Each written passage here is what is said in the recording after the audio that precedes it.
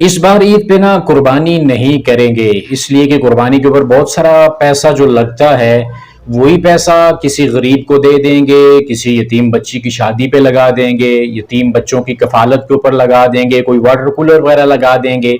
یار کیا فائدہ قربانی کر کے گوشت کھا کے ہضم ہو جائے گا، اس سے کچھ فائدہ تو ہونے والا نہیں ہے۔ اب یہ باتیں وہ لوگ کرتے ہیں جو آٹے کی ایک تھیلی بھی دے رہے ہو نا تو اس کی بھی سیلفی لیتے ہیں کہ میں فلاں جگہ پہ ایک آٹے کی تھیلی دیتے ہوئے، یا 500 کا نوٹ کسی کو تھما کر اس کی بھی سیلفی لے رہے ہوتے ہیں۔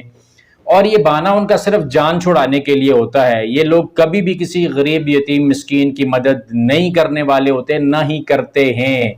اس لیے کہ اگر غریب کی انہوں نے مدد کرنا ہوتی تو وہ زکوٰۃ ادا کرتے۔ زکوٰۃ اس مسلم معاشرے کے اندر اکثریت زکوٰۃ ادا ہی نہیں کرتی۔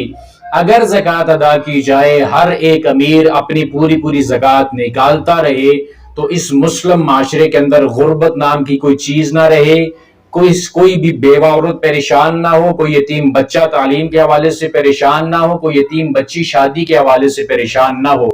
یہ لوگ مال و دولت کے اوپر سانپ بن کے بیٹھے ہوئے ہیں، اور جب قربانی آتی ہے یا حج آتا ہے تو اس طرح کی جو واہیات قسم کی لاجکس ہیں اس کو پیش کرنے کی کوشش کرتے ہیں۔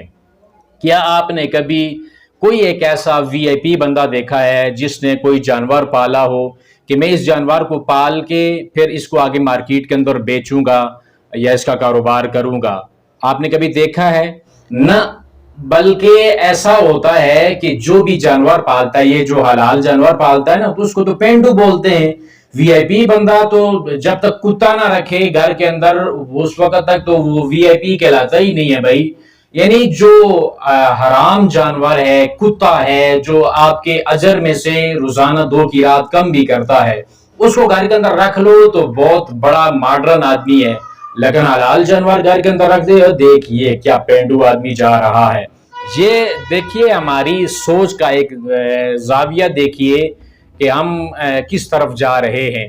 یہ جتنے بھی لوگ ہوتے ہیں نا، یہ جو جانور منڈیوں کے اندر جا کے بیچتے ہیں، یہ سارے غریب بیچارے ہوتے ہیں، پورا سال اس جانور کو پالتے ہیں، پوستے ہیں، اس کی خدمت کرتے ہیں کہ سال کے بعد یہ جانور بکے گا تو گھر کے اندر کھانے پینے کی چیزیں لائیں گے۔ کوئی کسی نے پروگرام بنایا ہوتا ہے بچی کی شادی کرواؤں گا، کسی نے کیا پروگرام بنایا ہوا ہوتا ہے، کسی نے کیا پروگرام بنایا ہوا ہوتا ہے۔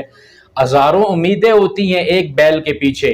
دیکھتے نہیں ہو آپ کبھی یہ جو منڈی کے اندر بیچنے والے ہوتے ہیں کس طرح وہ آخر بیچتے ہوئے ان کے دل کے اوپر کیا گزرتی ہے، وہ رو رہے ہوتے ہیں اس لیے کہ انہوں نے بڑے پیار سے اس جانور کو پالا پوسا ہوتا ہے۔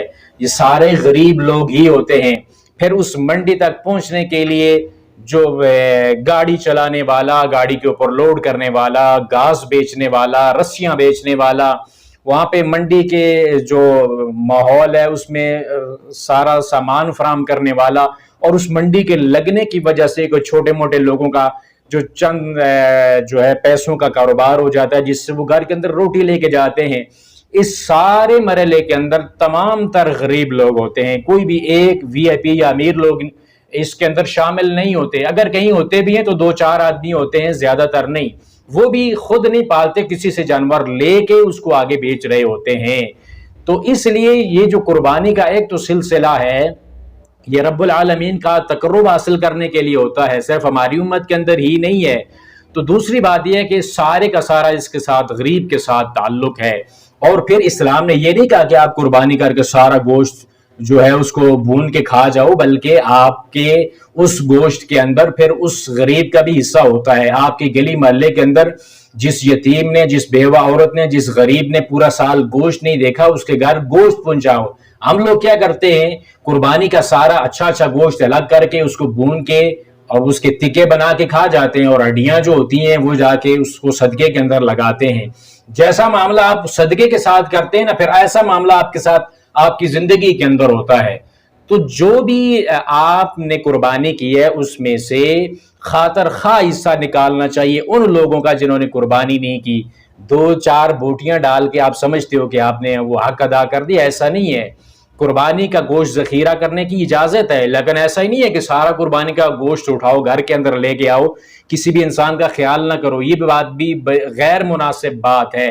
اور یہ دوسری طرف سے جو لاجک پیش کیے جاتے ہیں کہ قربانی کے بدلے میں وہ کر لیں گے، یہ کر لیں گے، یہ بات بالکل جو ہے درست نہیں ہے۔ قربانی کریں گے تو قربانی کا ثواب ہوگا، اگر قربانی نہیں کرتے تو قربانی کے بدلے میں 1000 کولر لگوا دو، 1000 بچیوں کی شادی کروا دو، آپ کو وہ ثواب ملنے والا نہیں ہے جو قربانی کی وجہ سے ملتا ہے۔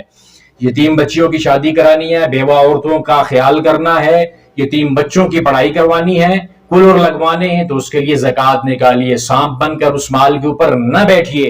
اور جن لوگوں کو آپ خوش کرنے کی کوشش کرتے ہیں نا، کہ جن کی باتیں سن کر کہ یہ جانوروں کو گلے پہ چھری چلانا یہ ظلم ہے، یہ کون سا اسلام ہے، یہ جو لوگ جن لوگوں کو آپ خوش کرنے کے لیے یہ کام کرتے ہیں نا، ذرا ان کی کتابیں بھی ایک بار کھول کے دیکھ لیں کہ ان کی کتابیں قربانی کے بارے میں کیا کہتی ہیں۔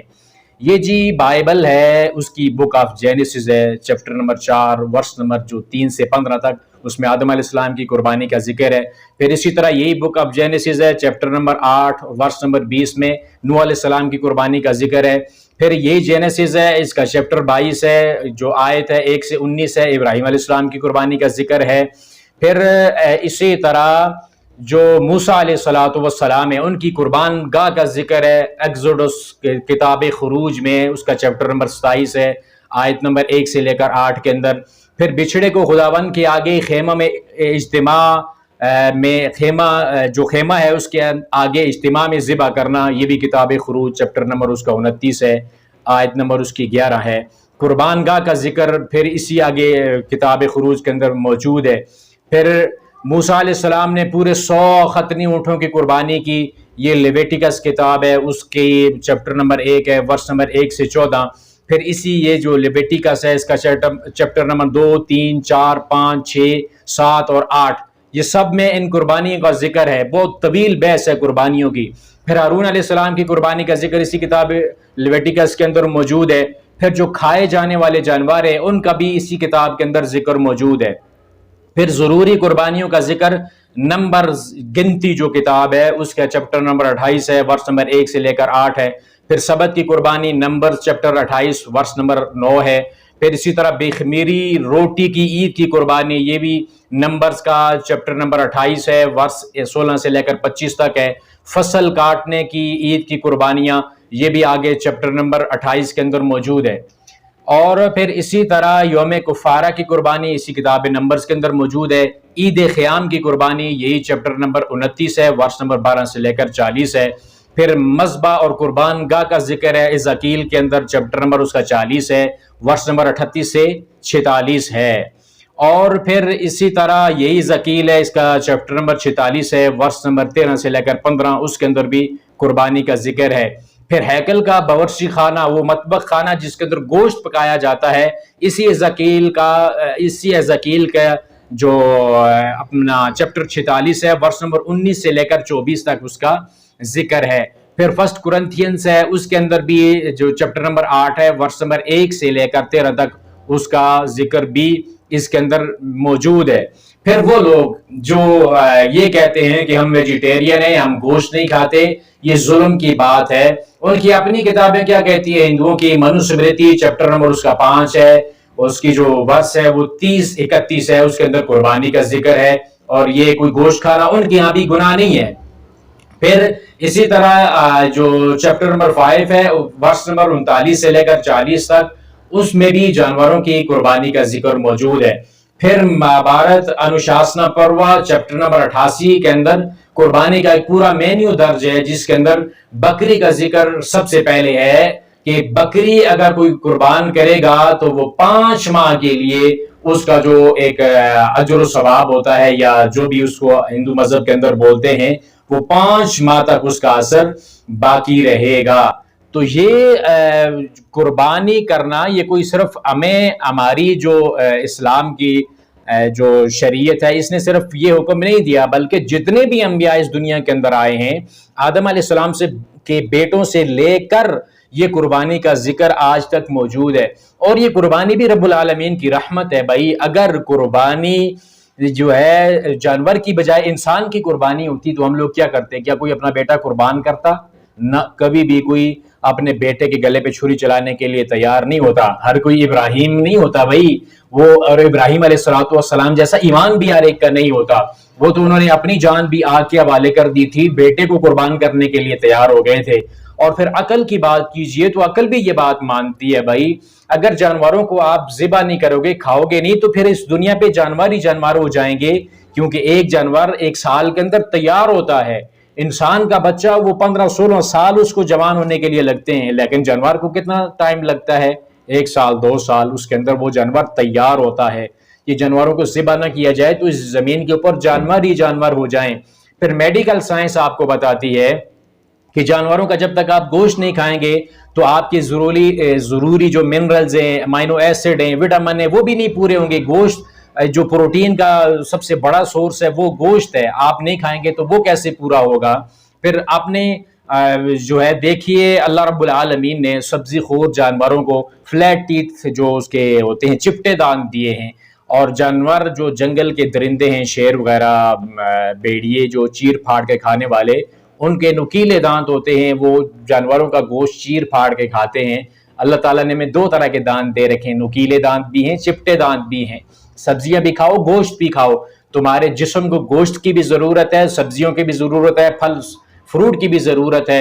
هو الذی خلق لکم ما فی الارض جمیعا، ساری زمین کے اندر جو کچھ بھی ہے رب العالمین نے تمہارے لیے پیدا کیا ہے. اور یہ کہنا کہ جانوروں کو ذبح کرنے سے ان کو تکلیف ہوتی ہے، تو بھائی کائنات کی کون سی ایسی چیز ہے جس کو آپ کھائیں گے اور اس کو تکلیف نہیں ہوگی؟ کیا پودوں کو تکلیف نہیں ہوتی جب آپ ان کو اکھاڑتے ہیں، ان کو زمین کے اندر سے جب باہر نکالتے ہیں؟ کون سی ایسی چیز ہے جو بغیر تکلیف کے آپ اس کو حاصل کر سکتے ہیں؟ زمین کے اندر سے آپ چاہے سبزیاں بھی ہیں، جتنی بھی ہیں زمین کے اندر سے، اس کو جب اکھاڑتے ہیں تو کیا وہ مرجاتی نہیں ہے؟ اس کو بھی میڈیکل سائنس کے جو سائنس ہے آج کی، وہ تو یہ بھی کہتی ہے کہ ان کو بھی جو پودے بھی ہیں وہ بھی درد محسوس کرتے ہیں، لیکن ہم ان کی اس آواز کو سن نہیں سکتے. تو یہ کہنا کہ ہم ویجیٹیرین ہیں یا جانوروں کو ذبح کرنا، یہ کاٹ کے کھا جانا، یہ ظلم کی بات ہے. یہ کوئی ظلم کی بات نہیں ہے. عقل بھی اس بات کو مانتی ہے. دنیا کی تمام تر شریعتیں، دنیا کی تمام کتابیں اس بات کو مانتی ہیں. قربانیوں کی ایک تاریخ ہے، انسانیت جتنی پرانی ہے اتنی پرانی ہی قربانی کی تاریخ ہے. تو اس طرح کے لاجک پیش کر کے اپنے آپ کو قربانیوں سے بچائیے مت، بلکہ اللہ کا قرب حاصل کرنے کے لیے دل کو، نیت کو خالص کر کے اللہ کے راستے میں قربانی کیجیے. اللہ ہمیں عمل کرنے کی توفیق عطا فرمائے.